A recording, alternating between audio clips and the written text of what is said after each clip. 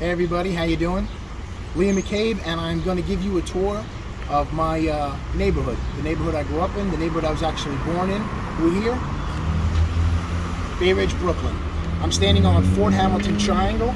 We're actually right in the heart of Bay Ridge. This is where 4th Avenue and 5th Avenue meet up, right here at this triangle. It's also pretty iconic from a pop culture member from Saturday Night Fever. The movie with John Travolta was filmed right here behind me. A block there with the building was the diner. It's no longer there that John Travolta sits in, and this whole neighborhood is really parts of that film and everything else. So this is the beginning of the neighborhood. We have the 95th Street train station. This is the end of the R line. So the R line in New York City ends right here. This is it, 95th Street train station. There was a talk at one point about the tunnel going into Staten Island. Some of the tunnel had been built, but it's probably filled in by now, of running the R line all the way out to Staten Island. Of course, that's not the case. The only way to get to Staten Island is over the bridge in front of us, the Verrazano, or the Staten Island Ferry. That is the Verrazano Bridge that was built by Moses, and we talked a little about Robert Moses in our class. The Fort Hamilton Expressway came through this neighborhood, took out many, many homes. There's still people that are alive today that remember part of that process. Behind us here is St. Patrick's Church, and down underneath the bridge is Cannonball Park. So that's here. We're going to start our tour right here in the heart of Bay Ridge. Going to show you a lot of cool stuff, give you a little personal story as we do it. So come on aboard. We are now at Owl's Head Park. This is on the corner of Colonial Road and 68th Street in Bay Ridge. This is the entrance to the park that I always came through as a kid. As we talked about in our interview with Henry Stewart, this was originally on the Bliss Estate. So this actually was a private estate at one point that became Owl's Head Park eventually. So the perimeter of the park was also the perimeter of the estate of the Bliss Estate. And it's a beautiful hill. It's a beautiful park here in Bay Ridge. It's also the place where I hold the Willie McCabe Memorial Run, which was a run for homeless veterans. I did in honor of my father. So come take a walk. We'll look at this park a little bit. As you can see, the park goes all the way straight down, a beautiful path, all the way to Shore Road, right to the water. All right, hello again, everybody. So we're down here at the base of the hill. This is the main hill of the park. This is also a great place. A lot of kids go sleigh riding during the winter. This is a pretty famous hill, and on the backside they call it Dead Man's Hill. Maybe I'll show you that. But in giving you this tour of the neighborhood, I'm trying to weave in some of my own personal stories, and that's kind of how I've experienced life here in Bay Ridge, and it's my own story. So right here, this sewer cap, my knee came right here, and it was in the snow, so I didn't see it. That's that scar right there. Busted my kneecap open. My kneecap didn't break. It still works. I had a lot of stitches, a lot of pain, but a lot of crazy things happened in this park. With my cameraman Ernesto, I think we drank a lot of 40s here. A lot of late nights in this park. You know, getting involved in shenanigans and stuff like that. But it's a great place. It's a big part of my childhood, and it's one of the more beautiful parks of it. All right, we're here. This is the top of the hill of Owl's Head Park. Again, what was the Bliss Estate. It is a beautiful park. You can obviously see the Verrazano Bridge to my right. Over here, this is the Bay Ridge Towers. Iconic part of Bay Ridge. Also, when I talk personally, where my father lived when he was homeless, it was along the railroad that ran underneath those towers. And that's the Cross Harbor Railroad. And you can see the harbor behind me. Here is the harbor. There is Lower Manhattan, as I said before. And the train tracks, although you can't see them that well, are right behind me. And right across here is the harbor into New Jersey and Staten Island. And those freight cars are floated over from New Jersey into Brooklyn and then connecting all of Long Island and Queens. Just want to show you guys something. We're here on top of the hill right there on Zero, and there is the Staten Island Ferry right now crossing the harbor, and we can see that perfectly right here from the top of Owl's Head Park at the top of the hill. And I just want to show you, we'll go down here. So you can see this is the Dead Man's Hill that I was talking about a little bit. It's right over this fence, and it's a very steep embankment that goes down to the highway. You see it right there. See if I can lift the camera up a little bit. Just get a sense of it. End of the BQE and the beginning of the Belt Parkway. Another creation from Robert Moses that cut off access to the water. Behind me, if you can see, there's the Freedom Tower. That's the bay. That's Lower Manhattan behind me. It's really beautiful views here. Right here is the interesting part too. This is all the local Christmas trees that have been mulched. They do a lot of mulching here. They've done it for a lot of years. And let's step up on the mulch hill here. Skate park that they created many years ago. This is definitely one of the cooler skate parks in New York City.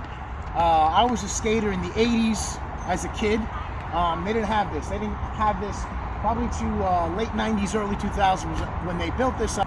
And just so you can see, I'm going to narrate this while I hold the camera, is right over there where you see the BQE ending, and that's where the Belt Parkway begins, right there. And behind these trees is the water sewer treatment plant. And what the theory is that we had been talking about those tunnels of trains that may have gone over to Jersey or may have gone over to Staten Island.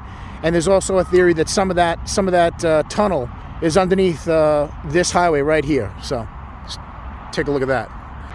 Okay, we are now here at the steps, the top of the hill that overlooks the 69th Street Pier behind me. This is really a very cool spot for me. This is where I grew up as a kid.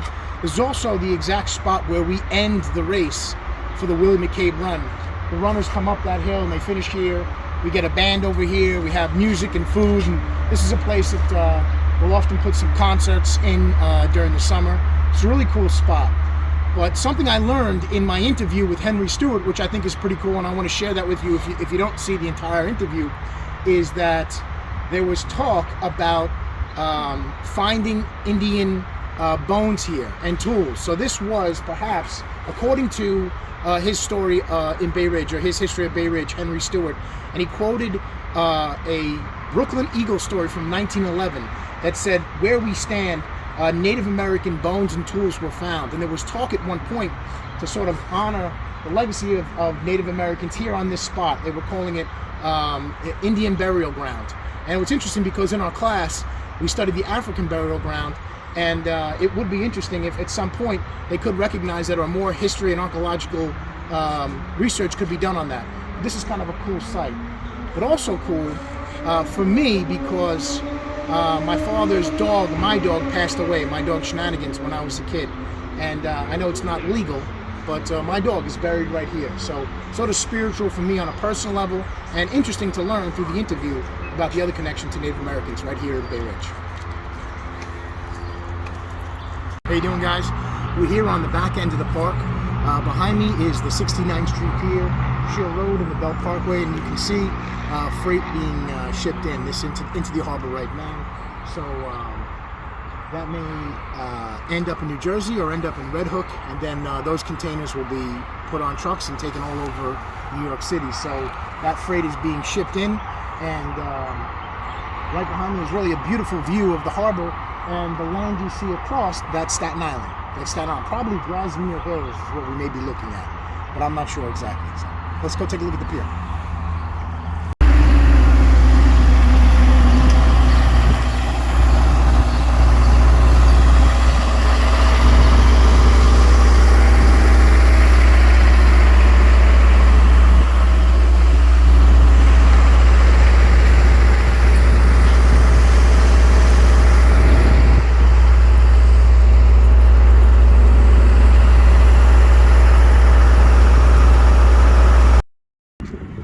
We're here now on the 69th Street Pier. I apologize if it's a little windy, but what you just see right here next to me is the beacon. This is one of the monuments that was put up after September 11th, and a lot of people gathered here on that day and saw from this neighborhood, kind of ran down here when they heard the news and saw the towers coming down. You can see the Freedom Tower here. Every year since that time, there's a memorial that's held on this pier. Also, I should note that here in South Brooklyn, in this zip code 11209, in this region of Brooklyn, probably suffered the worst losses of people that died on September 11th. People that worked in the towers and all the first responders that died. Many of them came from here, and also probably a majority of them came from Staten Island, out of all the boroughs. But within Brooklyn, this neighborhood probably suffered one of the largest losses. And again, behind me is the harbor. This is really just a beautiful area. People come to fish here. Right over here, we have the New York City Ferry, which is a really great addition. But as we know the history of Bay Ridge, this is really a return, because ferries used to come to this area. This whole pier has been rebuilt maybe 20 years ago. But prior to that, in this area, there were ferries, also ferries that went over to Staten Island and ferries that went to Manhattan. And so now you have the ferry here, and you can't see it too well, but over there on 59th Street, there is another pier where the ferry stops, and people actually park there. There's parking on that pier.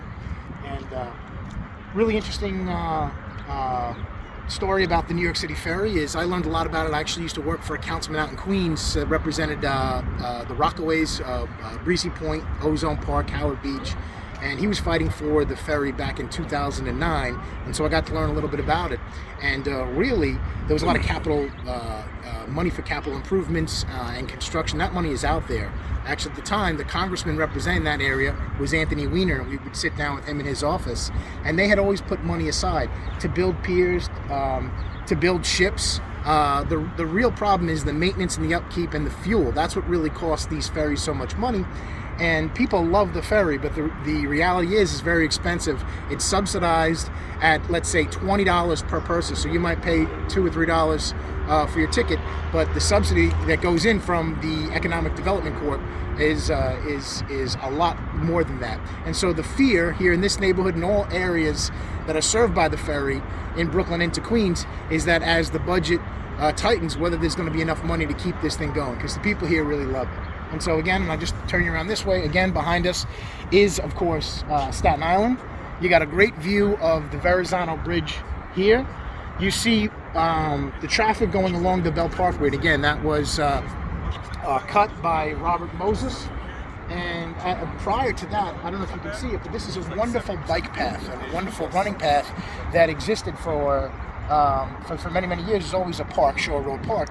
And at one time, people from Shore Road could have access to the water. And now, of course, that's broken up by the highway. And Henry Stewart was talking about that. You have to come down to access the waterfront or the bike path through 69th Street or some of the overpasses. But again, a beautiful area and a little history about the 69th Street Pier. One of my favorite areas, and a place I spent a lot of time. And I'll tell you one quick funny story. Come over here and take a look. So, camera, but you can see, let's see if you can see, I'm going to show you guys. If you can see that, that dock right there. A